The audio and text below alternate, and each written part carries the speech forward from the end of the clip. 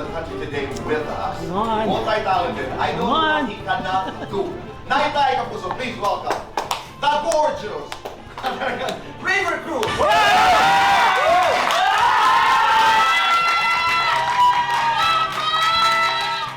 Excited na Tito Boy kasi panibagong clashers, panibagong mga pasabog, mga twists, and panibagong stage. Yung stage namin Tito Boy, nagulat ako nung nakita ko. Oo. Mas madali for me Tito Boy kasi nandun na yung rapport, nandun na yung chemistry.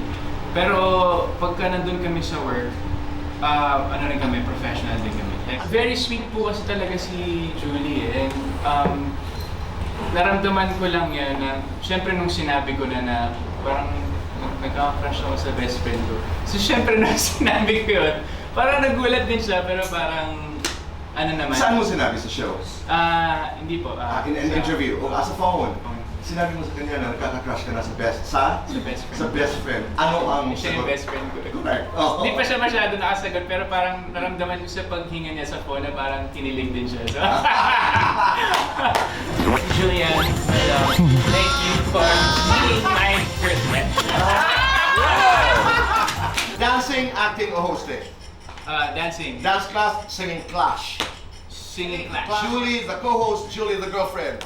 Julie, the girlfriend. Kinalani, Christian at Ay, sino ang gusto mong makaduet? Christian. Ang tuturuan mong sumayaw? Christian. Ang isasama mo sa inuman? Miss Cyan. Guilty or not guilty ng overlap ng girlfriend? Not guilty. Guilty or not guilty, in-stalk ang ex? Not guilty. Not guilty. Guilty or not guilty, inaway ni Julie dahil sa selos? Guilty. Guilty or not guilty, ready ng mag-asawa? Not guilty. Love or career?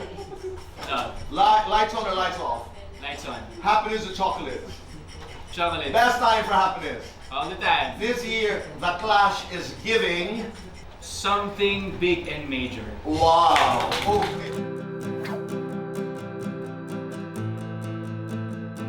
Panibagong pagsubok syempre ng mga clashers, panibagong mga pasabog, and panibagong world-class stage, clash arena ang pagpo-performan nila. Yun ang dapat nila ba?